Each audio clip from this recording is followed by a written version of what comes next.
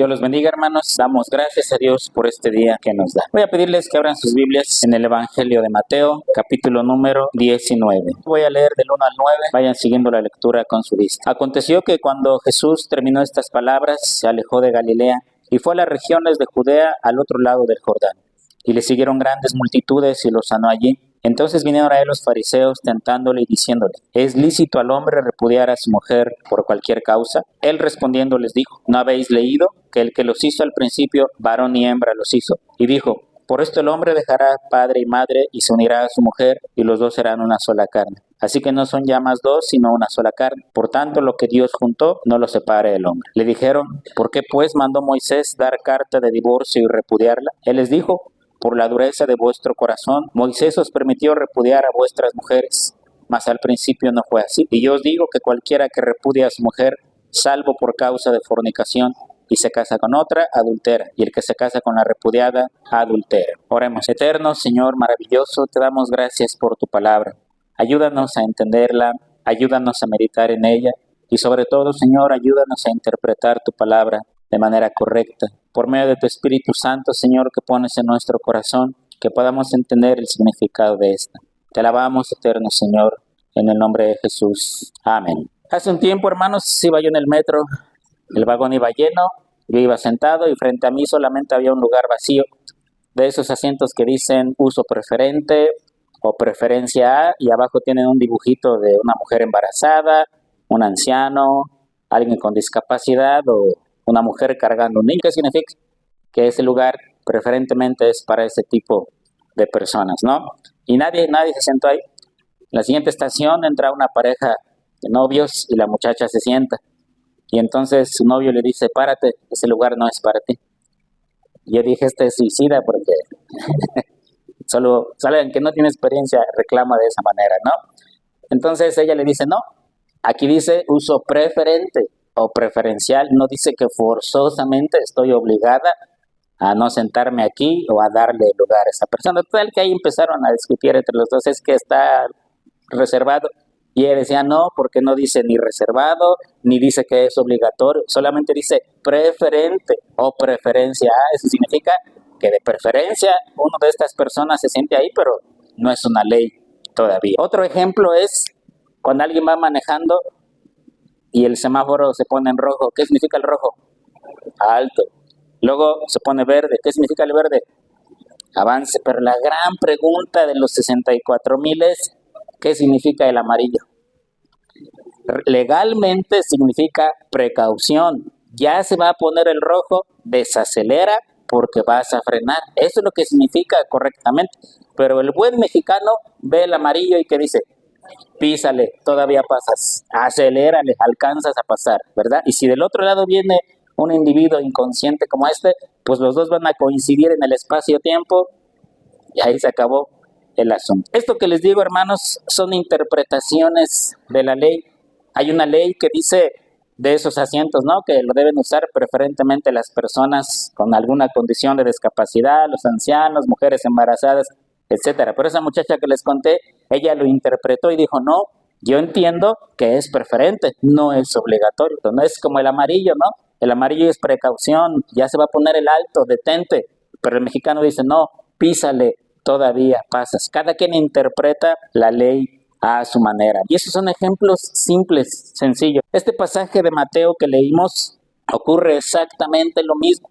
Se le acercan los fariseos, los escribas, le preguntan acerca del divorcio. Un tema que siempre ha sido controversial. Y este pasaje del divorcio y los de los demás evangelios que hablan del divorcio y los del Antiguo Testamento que hablan del divorcio y del adulterio, hermanos, siempre han sido mal interpretados o interpretados a conveniencia de cada quien. Con este pasaje hay cristianos que dicen: el divorcio en el cristianismo está tajantemente prohibido, no hay ninguna opción a divorciar. Hay otros cristianos que dicen: bueno, sí está permitido el divorcio en algunos casos especiales. Y hay otro grupo de cristianos que dicen: sí, divorciarse no hay problema, te puedes divorciar y casar las veces que sea, hasta promueven los nuevos matrimonios.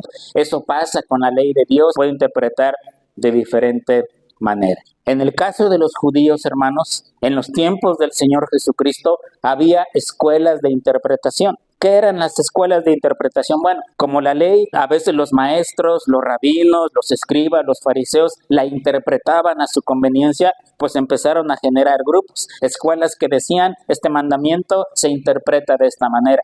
Y había una escuela que decía, no, la verdadera interpretación de este mandamiento es de esta forma. Y dentro de los judíos había diversas escuelas de interpretación de la ley, donde se reunían los judíos a leer la ley de Moisés y a interpretarla. Por ejemplo, en este pasaje que leímos, era una pregunta malintencionada. Le dijeron al Señor, oye Señor, ¿es lícito repudiar a la mujer por cualquier causa? Y aunque era una pregunta malintencionada, hermanos, el Señor responde sabiamente y les habla de los orígenes del matrimonio y les dice, Dios hizo de esta manera, etcétera, etcétera. Y luego le vuelven a preguntar, bueno, ¿por qué entonces Moisés permitió dar carta de divorcio para repudiar a la mujer? Aquí viene el problema. Dice el versículo 7, vamos a releer el 7, 19:7. Le dijeron, ¿por qué pues mandó Moisés a dar carta de divorcio y repudiarla? Leamos el 3 ahora. Entonces vinieron a él los fariseos tentándole y diciéndole, ¿es lícito al hombre repudiar a su mujer por cualquier causa? Y aquí viene el problema, hermanos, porque esa frase, repudiar a su mujer por cualquier causa, cada escuela de la ley la interpretaba de la siguiente manera. Les voy a poner unos ejemplos. Algunos decían, bueno, Moisés dijo, puedes dar carta de divorcio y repudiarla por cualquier causa. Pero ¿qué es la causa? ¿Cuál es la causa o cuáles son las causas por las que yo puedo repudiar a mi mujer y darle carta de divorcio? Bueno, había judíos que decían, si tu mujer fornica, es adúltera, puedes repudiarla y darle carta de divorcio. A eso se refería Moisés cuando decía repudiarla por cualquier causa. Otra escuela decía, no, si tu mujer quema el pan en el horno, repúdiala, no sirve. Otra escuela de interpretación de la ley decía, si tu mujer no se viste de manera adecuada, no se viste de manera decorosa, repúdiala. Otra escuela decía, si tu mujer te avergüenza en público, repúdiala. Y otra, esta es bien curiosa, ¿verdad? Aquí, esto da risa. Si tu mujer no se lleva bien con su suegra, repúdialas. Imagina cuántas mexicanas no hubieran sido repudiadas a lo largo de la historia. Muchas, ¿verdad? Y ese era el problema. Decían los escribas, bueno, Moisés dijo repudiarla por cualquier causa, pero ¿cuál es esa cualquier causa? Para lo que a algunos es válida una causa, otro dirá que exagerado, no es de esa manera. Y ese es el problema de la ley, hermanos, que cada quien la puede interpretar de la manera que quiera. No les voy a predicar hoy acerca del divorcio, ¿verdad? Eso requiere como 5 sermones. Si Dios algún día nos presta vida, predicaremos acerca del divorcio, pero no les voy a hablar del divorcio. Este es un ejemplo, hermanos, para que vean cómo la ley se puede interpretar a conveniencia de cualquier persona. Y eso es lo que ocurría entre los escribas y fariseos en los tiempos del Señor Jesucristo, que cada quien interpretaba la ley a su conveniencia. Cuando le preguntaban, oye Señor, ¿tú qué opinas de esto? Eran para ver qué es lo que el Señor iba a contestar. Lo mismo era cuando le preguntaran, oye Señor, ¿es lícito pagar el tributo al Imperio Romano o no debemos pagarlo? No, todas tenían la misma intención. Y bueno, esto ocurre hasta el día de hoy. La palabra de Dios puede ser mal interpretada.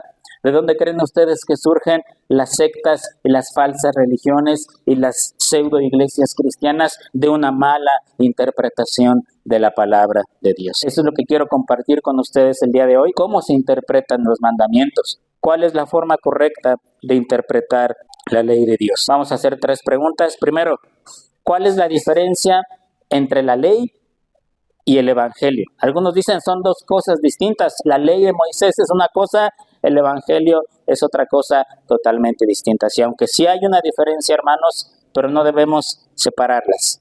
La ley, por ejemplo, requiere que alabemos a Dios como nuestro creador. Y el evangelio nos pide que lo adoremos a Dios por Jesucristo y en Jesucristo. La ley requiere que la obedezcamos, pero no nos da fuerza para obedecerla, no nos impulsa a obedecerla. El evangelio, por medio del Espíritu Santo, capacita al cristiano para que pueda obedecer la ley. La ley nos muestra cuán impotentes somos, porque al leer los mandamientos de Dios y al entender el significado correcto de los mandamientos, vemos nuestra impotencia y decimos, no los puedo cumplir. Pero el Evangelio nos capacita y nos da la gracia de Dios para cumplir los mandamientos. Y en el dado caso de que falláramos después de esforzarnos, podemos mirar, hermanos, la justicia perfecta de nuestro Señor Jesucristo. La ley pide una cosa, pero el Evangelio complementa esas cosas. Segunda pregunta, ¿para qué sirve la ley? La ley, hermanos, primeramente es un espejo que nos va a mostrar nuestros pecados, nuestras debilidades, nuestras fallas. Y al mostrarnos tal y como somos, nos va a llevar a los pies de Jesucristo y decir, Señor, no podemos cumplir. Señor, esto es demasiado para nosotros, por nuestra carne, por nuestros pecados. Y el Evangelio y el Señor Jesucristo, por medio de su Espíritu Santo, hermanos, nos capacitan para cumplir la ley. Pero la ley tiene una función. Vean en su Biblia, por favor, Gálatas capítulo 3, versículo 24. De manera que la ley ha sido nuestro ayo para llevarnos a Cristo, a fin de que fuésemos justificados por la fe. Dice Pablo, hermanos, la ley es nuestro ayo. Ahora, ¿qué es un ayo? Voy a leerles el mismo versículo en la Nueva Traducción Viviente. Dice de esta manera. Dicho de otra manera, la ley fue nuestra tutora hasta que vino Cristo. Nos protegió hasta que se nos declarara justos ante Dios por medio de la fe. Les voy a leer el mismo versículo en la Nueva Versión Internacional. Así que la ley vino a ser nuestro guía, encargado de conducirnos a Cristo, para que fuéramos justificados por la fe. Les voy a leer la versión Dios habla hoy. La ley era para nosotros como el esclavo que vigila a los niños hasta que viniera a Cristo para que por la fe obtuviésemos la justicia. ¿Qué es un ayo? Entonces, les voy a leer lo que escribe en uno de sus comentarios William Hendrickson. Él comentando Gálatas este versículo, él dice que esa palabra ayo en el texto original en griego es la palabra que se usa para pedagogo. ¿Qué es un pedagogo? Alguien que educa, instruye a los niños, pero no es la concepción que hoy se tiene de pedagogo y de pedagogía. Se dice que el ayo o el pedagogo en los tiempos del Nuevo Testamento del apóstol Pablo era un esclavo. Preferentemente era el trabajo que un esclavo hacía. ¿Cuál era el trabajo de ese esclavo?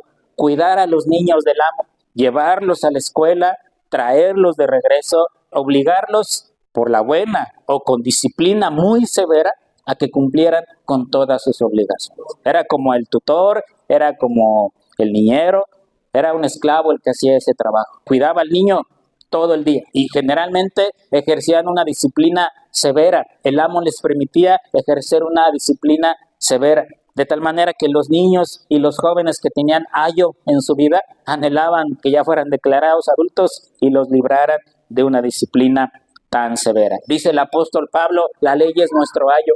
A través de disciplina, a través de enseñanzas, su objetivo fue llevarnos a los pies de Jesucristo. Porque dice aquí, voy a leerlo, de manera que la ley ha sido nuestro ayo para llevarnos a Cristo, a fin de que fuésemos justificados por la fe. Entonces, ¿cuál es el propósito de la ley? Llevarnos a Jesucristo. No hay otro propósito, ¿verdad? Ese fue el propósito de la ley, mostrarnos nuestros errores, mostrarnos nuestras deficiencias y llevarnos a los pies de Jesucristo. ¿Por qué, hermanos? Porque al leer la ley y al entender la profundidad de los 10 mandamientos, nos vamos a dar cuenta, hermanos, que nos quedamos muy cortos. Por ponerles otro ejemplo, dicen los 10 mandamientos, no matarás. Y alguien podrá decir, jamás he asesinado a una persona, soy libre de ese mandamiento. No, hay muchas formas de asesinar a una persona sin quitarle la vida. Y seguramente cuando entendamos eso, vamos a decir, he fallado en ese mandamiento.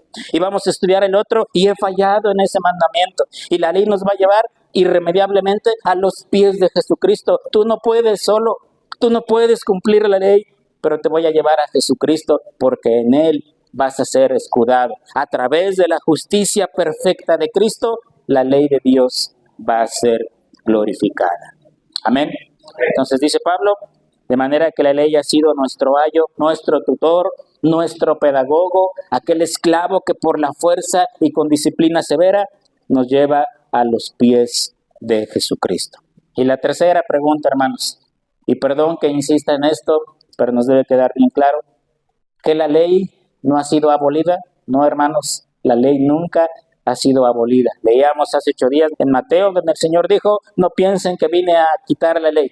Al contrario, vine a cumplirla y a glorificarla. Y luego dijo, ni una tilde, ni una jota de la ley va a pasar. El cielo y la tierra pasarán, pero la voluntad de Dios nunca va a pasar. Sin embargo, hermanos, la ley ha sido transformada. Vamos ahí mismo en Gálatas. De hecho, si en su casa leen todo el capítulo 3 de Gálatas, se van a dar cuenta cómo Pablo habla acerca de la ley. Gálatas 3:13. Cristo nos redimió de la maldición de la ley, hecho por nosotros maldición, porque está escrito, maldito todo el que es colgado de un madero, para que en Cristo Jesús la bendición de Abraham alcanzase a los gentiles, a fin de que por la fe recibiésemos la promesa del Espíritu. Respecto a la maldición de la ley, Cristo nos ha librado de esa maldición, porque Él se hizo maldito en su humanidad para que nosotros fuéramos liberados de la maldición de la ley. En cuanto a nuestra justificación, hermanos, hemos sido justificados de la ley, no por nuestras obras, no por nuestra capacidad,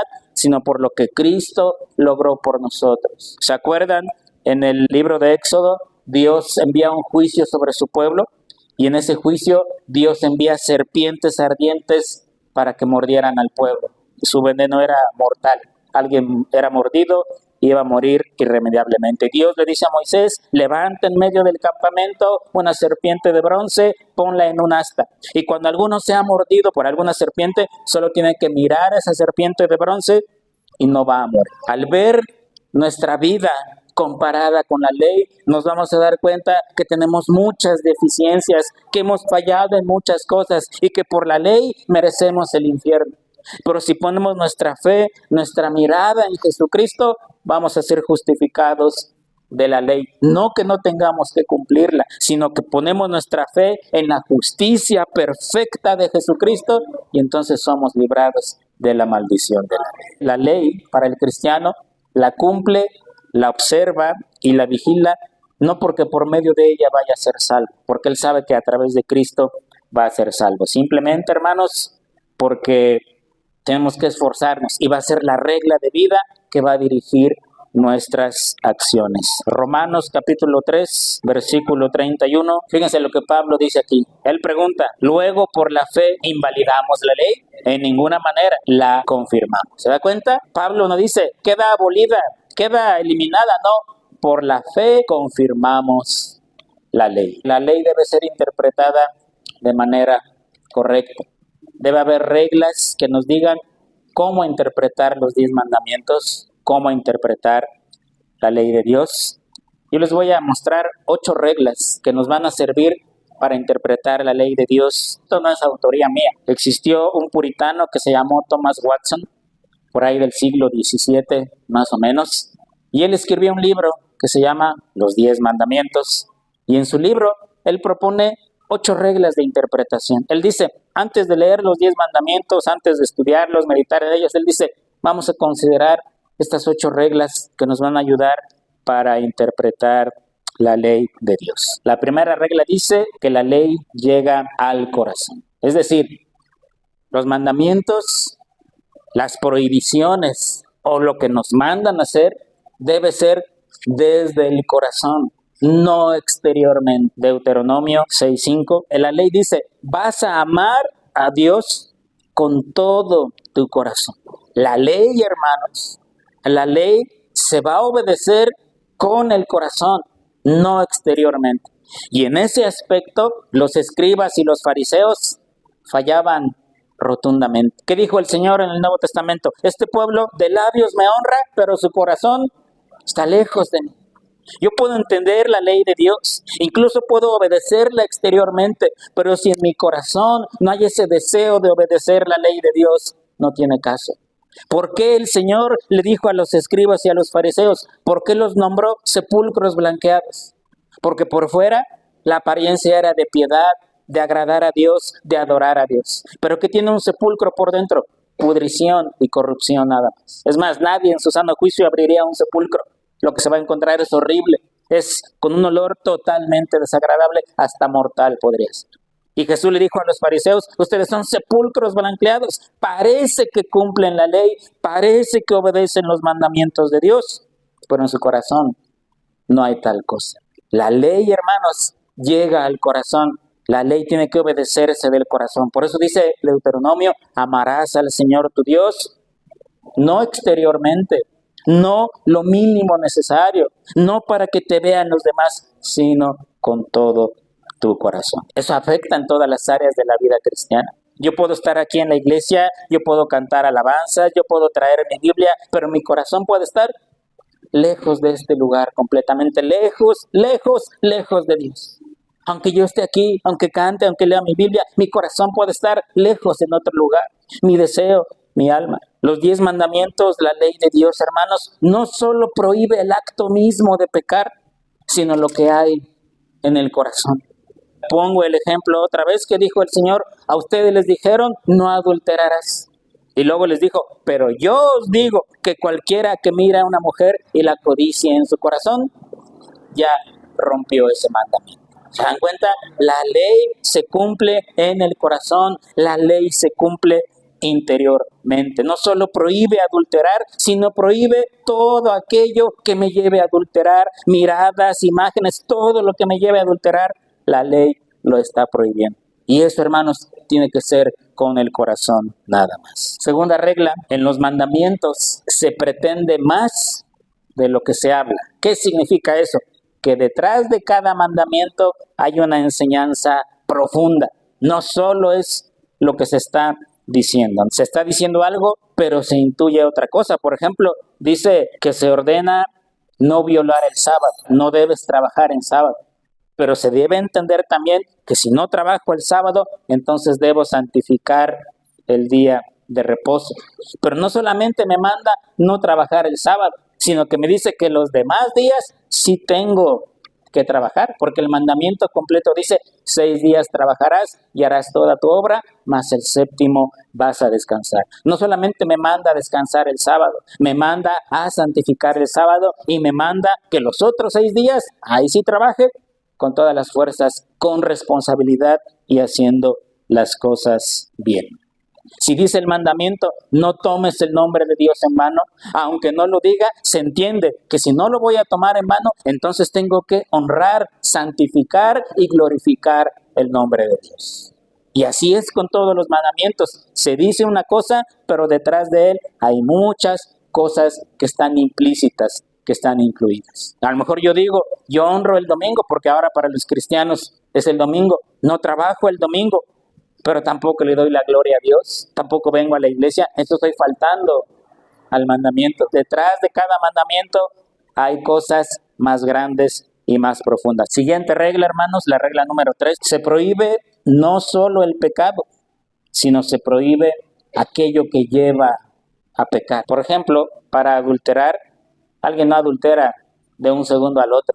Para adulterar, primero vio, primero codició, primero descuidó a su esposa, primero descuidó su hogar, empezó a hacer planes, empezó a maquinar, hasta que comete el acto. La Biblia prohíbe no solo el adulterio, sino todo lo anterior. Por eso el Señor dijo, aquel que mira a una mujer y la codicia en su corazón, ya está fallando en ese adulterio. La Biblia no solo prohíbe matar, sino todo aquello que me lleve a matar. Alguien que mata a una persona no se levanta por la mañana y dice, hoy tengo ganas de matar a alguien, ¿verdad que no? ¿Por qué lo mató? Porque en su corazón estuvo guardando odio, venganza, rencor, maquinando, planeando, pensando, hasta que dijo, de tal día a tal hora voy a ir a matar a ese individuo. Todo aquello que llevó al pecado también está prohibido, no solo el pecado mismo. Y así ocurre, hermanos, con cada mandamiento. No solo se prohíbe el pecado, sino todo aquello que me lleve a cometer ese pecado. Hablando del adulterio, ¿verdad? No vamos a explicarlo completamente, sino hasta que veamos ese mandamiento. Pero lean, por ejemplo, Proverbios capítulo 5, versículo número 3. Vean, hermanos, cómo dice aquí el proverbista, y es lo que ocurre en la realidad. Porque los labios de la mujer extraña destilan miel, y su paladar es más blando que el aceite, mas su fin es amargo como el ajenjo, agudo como espada de 2 filos. Sus pies descienden a la muerte, sus pasos conducen al Seol, sus caminos son inestables. no los conocerás si no considerares el camino de la vida. Ahora pues, hijos, oídme y no apartéis de las razones de mi boca. Aleja de ella tu camino y no te acerques a la puerta de su casa. Dice el proverbista, ni siquiera te acerques a la puerta, tienes que huir porque el pecado te está acechando. Versículo 3 lo leo, los labios de la mujer ajena destilan miel. ¿Cómo se hablan los amantes, los que van a adulterar? De esa manera. Y la Biblia prohíbe ese tipo de cosas porque te va a llevar al final a cometer el pecado. La regla número 4, dentro de cada mandamiento se incluye una enseñanza o se incluye otra cosa. Por ejemplo, donde se insta a los hijos a que honren a su papá y a su mamá, también la Biblia insta a los padres a que provean, a que eduquen y mantengan bien a sus hijos, ¿verdad? Y donde se manda a los padres a cuidar a sus hijos, también se va a mandar a los hijos a que obedezcan a sus padres. Es decir, el mandamiento no está incompleto, ¿verdad? Dice el mandamiento, honra a tu padre y a tu madre. Pero cuando leemos el Nuevo Testamento, dice Pablo, padres, no provoquéis a ira a vuestros hijos, sino criadlos en disciplina y amonestación del Señor. No solo se da el mandamiento, sino que abarca todas las cosas. No solo es para los hijos, es para los padres, hermanos, porque sería muy cómodo y muy mal que el padre le dijera al hijo, hónrame porque soy tu padre. Sí, pero también está la parte del padre que tiene que cuidar, tiene que proveer y tiene que educar a sus hijos. ¿Se da cuenta? Los mandamientos son completos y abarcan, hermanos, todas las enseñanzas posibles. Siguiente regla, en el pecado mayor siempre se va a prohibir el pecado menor. Y no es que haya pecados más ligeros o pecados en grados, pero definitivamente, hermanos, si hay pecados que van a dejar más huella o que van a traer más consecuencias que otros pecados. No quiere decir que los pecados menores podamos cometer. Por ejemplo, ¿qué dice el segundo mandamiento? No te harás imágenes delante de Dios. Y alguien pudiera decir, bueno, yo no tengo vírgenes, yo no tengo santos, no tengo imágenes, nada en mi casa. Creo que he respetado ese mandamiento de manera correcta. Pero tenemos que entender que no solo el pecado de idolatría está condenado, sino que también, hermanos, todo aquello que me lleve a la idolatría. ¿Se acuerda que en el Antiguo Testamento hay 2 hijos de Aarón que no cometieron idolatría, pero que hicieron algo que más adelante los iba a llevar a la idolatría? Dice que ofrecieron un fuego que Dios jamás había mandado que ofrecieran. ¿Y qué hizo Dios? Sale fuego delante de su presencia y son calcinados en un instante. Porque si los hubiera dejado, eso los iba a llevar más adelante a la idolatría.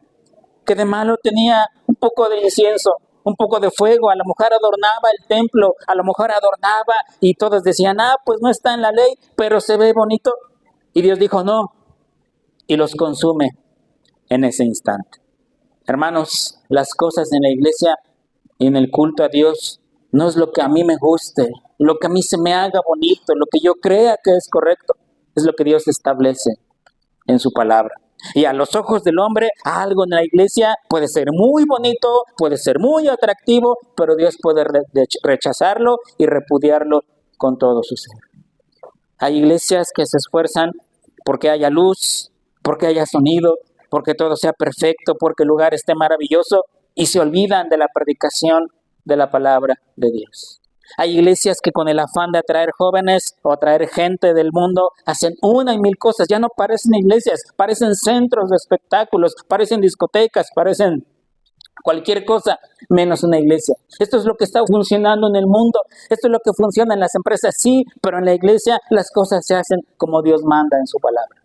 Y los hijos de Aarón no dan muestra de aquello. Un fuego extraño, Dios los calcina en un instante. Cuando el pueblo vio eso, todos dijeron, las cosas se hacen como Dios quiere. Cuando David intentó trasladar el arca la primera vez, ¿cómo fue? En una carreta, en un carro y con unos animales. Más cómodo, más seguro, no va a pasar nada. ¿Y qué pasó con aquel hombre que extendió su mano sobre el arca? Dios lo fulmina en ese instante. Porque Dios ya había dicho, el arca se va a transportar de esta manera. Por eso tenía argollas para ponerle varas y solo los sacerdotes la podían transportar. David reacciona y dice, no, no es así. Y la segunda vez que la transporta, ahora sí, como Dios dijo, con los sacerdotes y con las varas en cada lado. Las cosas se hacen como Dios establece. Regla número 6, hermanos, la ley de Dios es íntegra, es completa. Esto quiere decir que yo no puedo decir, este mandamiento me gusta, este no me gusta, uy no, este de plano está obsoleto, este sí me gusta. Son 10 mandamientos, algunos dicen que eran 2 tablas, en una tabla había 5 y en la otra tabla había otros 5. Los primeros 5 mandamientos tienen que ver con Dios. No tendrás dioses ajenos, no te harás imágenes, santificarás el sábado, etc. Y los otros 5 mandamientos tienen que ver con el hombre. No robes, no mates, no adulteres, no codicies. La ley de Dios es íntegra. Yo no puedo decir, voy a cumplir los primeros 5 que tienen que ver con Dios, pero odio a mi prójimo, pero detesto a mi prójimo, pero yo no amo a mi prójimo. O al revés, ¿verdad? Yo amo a mi prójimo, respeto a mi prójimo, pero no honro a Dios. La ley es íntegra. No puedo omitir unos y cumplir otros. El que honra a Dios forzosamente va a estar bien con su prójimo. Y el que ama a su prójimo es porque ama a Dios también. No existe alguien que diga, yo con Dios estoy perfecto. Mi relación con Dios es plena todos los días, pero odio a todo el mundo. O al revés. Entonces, la ley de Dios es íntegra. El cumplimiento de uno implica que todos se van a cumplir. O que yo no puedo escoger mandamientos, ¿verdad? Todos los mandamientos son importantes. O como dicen algunos escritores, cumplo una tabla, pero no cumplo la otra. Las 2 tablas, los 10 mandamientos, tienen que cumplirse forzosamente. Regla número 7, hermanos. No solo está prohibido pecar uno mismo, sino participar en pecados ajenos. La ley de Dios no solamente me prohíbe no pecar yo personalmente, sino que me prohíbe participar en pecados ajenos. ¿Quién mató a Urías? ¿Quién sabe, hermanos? David dijo, a este me lo ponen hasta delante de la batalla, a lo más fuerte, y cuando a la batalla rece, me lo dejan solo. Y murió Urías, no sabemos quién lo mató. Pero cuando Dios habla con David, le dice, tú lo mataste, tú eres culpable de ese asesinato. David no lo mató con sus manos, pero él propició para que todo ocurriera y Urías acabara muerto. ¿Cómo es participar en pecados ajenos? Bueno, hay varias formas. Primero, cuando no le impedimos a alguien que peque. Por ejemplo, en la Biblia nos habla de los hijos de Elí. ¿Se acuerdan de Elí? Era un sacerdote y él sabía que sus hijos estaban pecando, estaban cometiendo fechorías en el templo.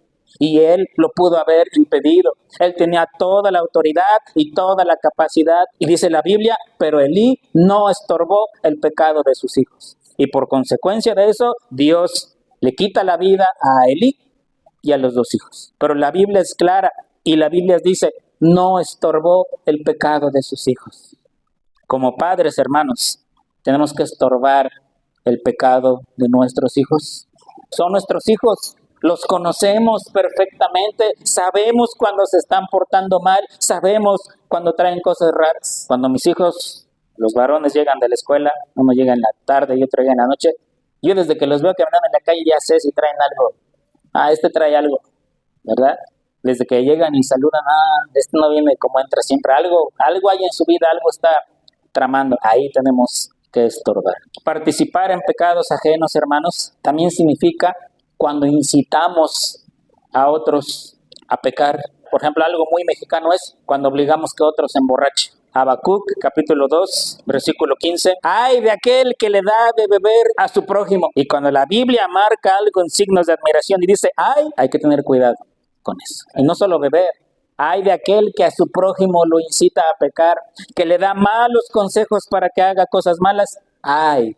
Ay, dice la Biblia, porque aunque tú no cometas ese pecado, eres culpable de ese pecado. Otra forma, hermanos, de participar en pecados ajenos es consintiendo o estando de acuerdo en que alguien haga algo mal. ¿Quién mató a Esteban? Esteban murió apedreado. Dice el libro de los Hechos que lo acusaron y murió apedreado. ¿Quién lo mató? Pues la turba embravecida, ¿no? Todos agarraron piedras y murió.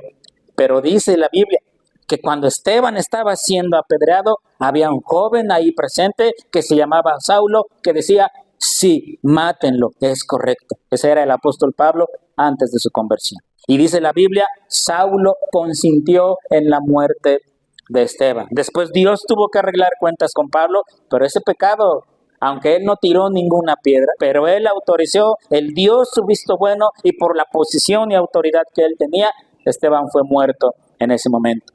Cuando consentimos el pecado de otro, cuando apapachamos otro pecado o estamos de acuerdo en el pecado, nosotros somos partícipes de esto. Hace algunos días unas hermanas me decían, es que fuimos a comprar tal cosa y vimos que alguien se estaba robando algo. ¿Qué hacemos? Nos quedamos viendo y luego ellas denunciaron y se evitó el robo, pero sentían cargo de conciencia porque una de ellas decía, ay, es que me sentí mal porque pues por mí agarraron al ratero, por decirlo así. Hermanos, no denunciar y quedarnos callados es participar de lo mismo. Otra forma en la que participamos de pecados ajenos, hermanos, es cuando somos mal ejemplo. Como cristianos tenemos que dar testimonio. Como cristianos tenemos que dar ejemplo. Y si la gente que nos conoce, que somos cristianos, ve el mal ejemplo que estamos dando, ve el mal testimonio que estamos dando, y eso los lleva a comportarse mal, estamos participando también de ese pecado. La ley, hermanos, es profunda. No solo prohíbe el acto, prohíbe las ocasiones, prohíbe participar y dice, y tienes que obedecer y hacerlo con tu corazón. Última regla, hermanos, a veces como cristianos no vamos a poder cumplir toda la ley. Vamos a leer la ley, vamos a leer los mandamientos y nos vamos a esforzar con todo el corazón y con toda el alma. Hermanos, y fallaremos porque somos de carne, porque somos imperfectos todavía, porque perfectos solamente en el cielo. Sin embargo, Dios ha prometido algo para nosotros. Ezequiel 36:26 dice de esta manera: os daré corazón nuevo y pondré espíritu nuevo dentro de vosotros, y quitaré de vuestra carne el corazón de piedra, y os daré un corazón de carne, y pondré dentro de vosotros mi espíritu, y haré que andéis en mis estatutos y guardéis mis preceptos y los pongáis por obra. Alguien que no ha sido redimido, alguien cuyo corazón sigue siendo de piedra, duro, impenetrable, no puede cumplir la ley de Dios. Pero Dios dice aquí, les voy a quitar ese corazón de piedra y les voy a dar un corazón de carne y los voy a transformar y voy a poner mi Espíritu Santo dentro de vosotros y entonces vas a guardar mis preceptos y mis estatutos y los vas a poner por obra.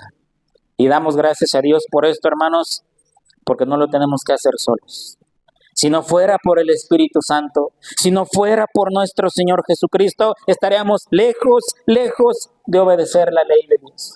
Pero el Señor, hermanos, ha prometido esto. Efesios capítulo 1, versículo número 6, para alabanza de la gloria de su gracia, con la cual nos hizo aceptos en el amado. ¿Quién es el amado? Cristo. Si somos aceptables delante de Dios, si vamos a ser aceptables delante de Dios, no es por nuestras obras, no es porque hayamos obedecido la ley, no es por nuestra forma de ser, es porque en Cristo somos aceptables delante de Dios. Sin Cristo no somos nada, hermanos. Sin Cristo estamos perdidos. Cristo dijo, separados de mí, nada podéis hacer, nada. Pero en Cristo somos aceptables delante de Dios. Finalmente, hermanos, Romanos 8:1, ahora pues ninguna condenación hay para los que están en Cristo Jesús, los que no andan conforme a la carne, sino conforme al Espíritu. Hermanos, si estuviéramos sin Cristo, la ley nos condenaría con todo su peso. Aquí Pablo no está diciendo que la ley esté abolida, ¿verdad? De ninguna manera. Dice Pablo, pero en Cristo no hay condenación. Si no tuviéramos a Cristo en nuestra vida, la ley nos caería con todo su peso y nos condenaría al infierno, que es el lugar que nos pertenece por nuestro pecado. Pero dice Pablo, ahora ninguna condenación hay para los que están en Cristo Jesús. ¿Y quiénes son esos? Pues los que no andan conforme a la carne, sino conforme al Espíritu de Dios. Hermanos, vamos a fallar muchas veces y cuando veamos los mandamientos nos vamos a dar cuenta que de los 10 hemos roto como 100. Y nos vamos a tener que esforzar para decir, Señor, perdónanos, yo quiero obedecer tus mandatos, tus preceptos. Ayúdame, Señor. Y cuando no podamos obedecer, lo único que tenemos que hacer es mirar a la perfecta justicia de Cristo, en el cual somos aceptos delante de Dios. Pero sin Él, hermanos, no somos nada. Estamos perdidos completamente. Para concluir, hermanos, voy a dejarles con los siguientes pensamientos. Primero, la ley de Dios se interpreta de acuerdo a la Biblia. La Biblia tiene que ser el respaldo por lo cual se interpreta. Cuando uno lee un pasaje y decir, bueno, ¿cómo lo voy a interpretar? Toda la Biblia tiene que dar respaldo de eso. Es decir, la ley de Dios, hermanos, se va a interpretar a la luz de todo el mensaje de la Biblia, todo, completamente. ¿Eso qué implica? Bueno, eso implica que tengo que leer la Biblia. Como cristianos, se los he dicho, hermanos, y hoy se los digo otra vez, como cristianos, nuestra obligación es leer la Biblia de principio a fin, todas las veces que podamos, por el resto que nos quede de vida. Hay gente que cada año la lee toda, y empieza el año y la vuelve a leer, y la vuelve a leer, y la vuelve a leer. ¿Por qué? Porque es la única forma en la que vamos a poder interpretar correctamente la palabra de Dios. De no hacerlo así, se pueden cometer errores de interpretación y muchos podrían usarlo incluso para atacar a los cristianos. Alguna vez un fulano se acercó a un cristiano saliendo de la iglesia y le dijo, dame dinero. Y aquel le dijo, no tengo. ¿Cómo que no tienes?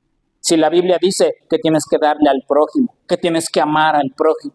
Y entonces el cristiano le dijo, ¿has leído la Biblia? Y le dijo, bueno, sí he leído donde dice que tienes que darle al prójimo, que tienes que darle al necesitado, que tienes que amar a tu prójimo. Eso lo he leído. Y el cristiano le dijo, ¿y la has leído toda? A lo que él contestó, no, pues toda, no, pues está bien grandota, ¿quién la va a leer toda? Y entonces el cristiano le contesta, porque si lo hubieras leído toda, también dice, el que no trabaje, que no coma. También dice, hay que amonestar a los ociosos que están sin hacer nada para que se pongan a trabajar. Y también dice, no des a cualquiera, sino mide a quién le vas a dar.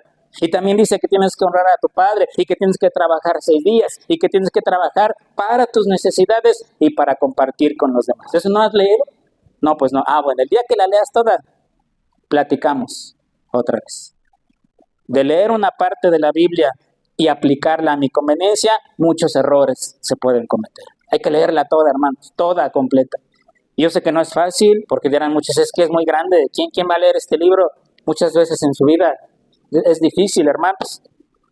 Pero no es difícil ver capítulo tras capítulo de una serie, ¿verdad? Hay gente que dice, hoy me eché 8 capítulos de mi serie. Van al baño con el celular, están lavando trastes y el celular está a un lado. La gente en la calle va caminando con el celular, ¿o no? Hay una obsesión por el celular. Si de la misma manera que el celular se trae en la mano, la gente trajera la Biblia en su mano y que no fueran al baño sin su Biblia y que no lavaran trastes sin su Biblia y que fueran caminando y en el camión y todo. Hermanos, en menos de un año la leen toda. Y es la única forma en la que podemos saber que algo está bien interpretado o mal interpretado. A la luz de lo que este libro dice completito, enterito. Porque si hay sectas en el mundo, iglesias pseudo cristianas, malas enseñanzas, todo lo que ellos predican que está mal, que es incorrecto, lo sacan de aquí, hermanos, lo sacan de la Biblia. ¿De dónde salen tantas herejías? De la Biblia, mal interpretada, mal leída, mal explicada, hermanos, porque no se contempla todo el mensaje. Si queremos entender la ley de Dios, si queremos entender los 10 mandamientos tal y como Dios los dijo y obedecerlos al pie de la letra, hermanos, tenemos que bebernos la Biblia en nuestra vida. Es una labor que tenemos. Yo los invito a que lo hagan. Desgraciadamente no hay recetas rápidas para esto. Ojalá yo les pueda decir, ¿quieres leer la Biblia en un día? Haz esto. No se puede, hermanos, porque también hay que meditarla, hay que escudriñarla y hay que ir entendiendo lo que estamos leyendo. Vamos a orar. Eterno Padre poderoso, al contemplar tu ley, al contemplar tu palabra, Señor, nos damos cuenta de lo impotentes que somos para cumplirla. Nos damos cuenta todo lo que nos hace falta por recorrer y sobre todo cuántas veces te hemos fallado. Hoy recurrimos a ti, Señor, a través de estar a los pies de tu Hijo Jesucristo, implorando misericordia, implorando, Señor, que tengas una vez más piedad de nosotros. Danos de tu Espíritu Santo, transforma el corazón de piedra en un corazón de carne. Escribe tu palabra y tus mandamientos en él y danos la fuerza por medio de tu Santo Espíritu para cumplir tus mandamientos, para obedecer tu ley y tus estatutos. Señor, y nos refugiamos en Cristo porque sin Él no somos nada, porque separados de Él nada podemos hacer. Acéptanos, Señor, no por nuestra justicia, sino por la justicia de tu Hijo en la cruz.